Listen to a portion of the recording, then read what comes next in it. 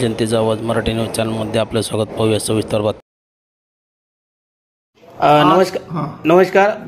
जनतेचा आवाज मराठी न्यूज चॅनलमध्ये आपलं स्वागत.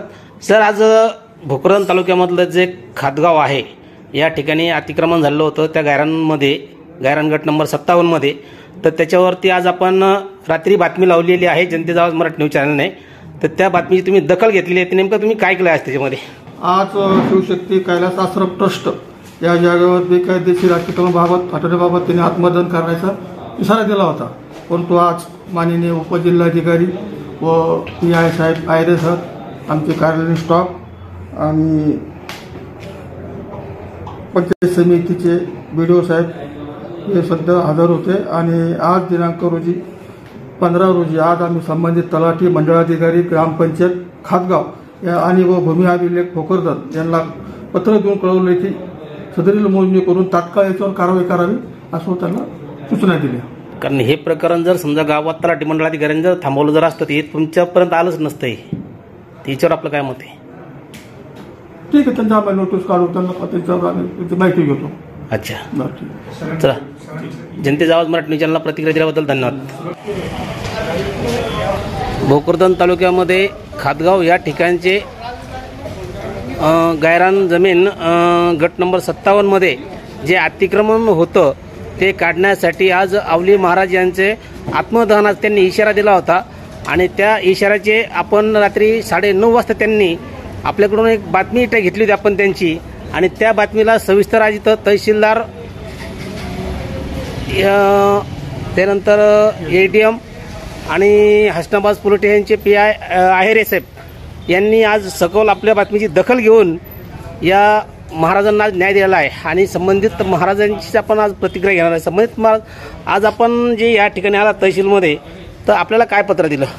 जे आम्हाला पत्र त्यांनी शासनापासून जे त्यांनी हे केलं आहे की मी त्यांना प्रथमतः विषय हा होता माझा की बघा की कुठंतरी त्या गायरान जमिनीमध्ये झालेले जे अतिक्रमण आहे त्याला कुठेतरी मर्यादा लावा. ज्यांना मुळात घर राहायला नाही आहे त्यांना घर द्या. नाही तर तिथं असं होतं की ज्याची लाठी त्याची बैस अशा पद्धतीचं होतं. कोणी 15 एकर, कोणी 10 एकर, कोणी 5 एकर अशा पद्धतीने लोकांनी थैमान तिथे ठाणे मांडून बसलेले होते. परंतु ते कार्यवाहीला फारच वेळ हे चालत होतं आणि त्याच्यामध्ये चुकीचं लोकांचं फक्त नुसतं अतिक्रमण हे वाढत होतं आणि ज्यांना काहीच नाही ते तसेच राहत होते. म्हणून मी त्यांना सांगितले की कुठेतरी याला मर्यादा लावा. कुठेतरी सगळ्यांना ते सर्वांना भोगता आलं पाहिजे. अन्यथा नाही भोगता येत तर मग सर्व अतिक्रमण हे निष्कासित करण्यात यावं. आणि आज त्यासाठी मी आत्मदहनाचा इशारा हा पूर्णतः तहसीलदार साहेब, SDO साहेब, कलेक्टर साहेब यांना दिला होता. परंतु सगळ्यांच्या विनंती आदेशाने, जसं की आता SDO मॅडम आहेत, सारिका मॅडम, आणि तहसीलदार साहेब असेल, यांनी सगळ्यांनी आश्वासन दिलं, पत्र दिलं. यांनी अत्यंत विनंतीपूर्वक हे सर्व काही हे केलं आणि त्याला सहकार्य म्हणून आम्ही आज आमचं जे आत्मदहनाचा जो इशारा होता जे करणार होतो त्याला आम्ही आज रोजी रद्द करतोय आणि त्यांना सहकार्य करतोय. कारण की त्यांनी कार्यवाहीला सुरुवात केली आहे आणि म्हणून मी परत त्यांचं अभिनंदनही करतोय. कारण की कुठंतरी त्या अधिकाऱ्यांना किंवा तहसील कुठेतरी जी झोपलेली होती ती आज जागे झाले खऱ्या अर्थाने. त्याचा अभिमान किंवा त्याचा आनंद आहे आम्हाला. ते होणं फार गरजेचं आहे जनकल्याणाप्रितार्थ. म्हणून आज रोजी आम्ही हा आत्मदहनाचा जो ठरवलेला वेळ होता तो आज आम्ही रद्द करतोय. जर कार्यवाही इथून पुढे जर 8-10 दिवसामध्ये जर कोणी कशा पद्धतीची जर थांबवण्यात आली, बरोबर आहे की नाही, तर आम्ही परत अमर उपोषण आणि आत्मदहनासाठी परत जर करावं लागला तर करू.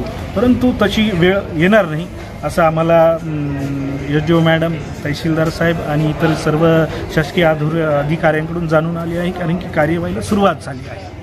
आपल्याला जे पत्र दिलं आहे ते आहे का आपल्याकडं? हो, आहे आमच्याकडं. मुळात ते हे पत्र आहे बघा आजच्या तारखेचं.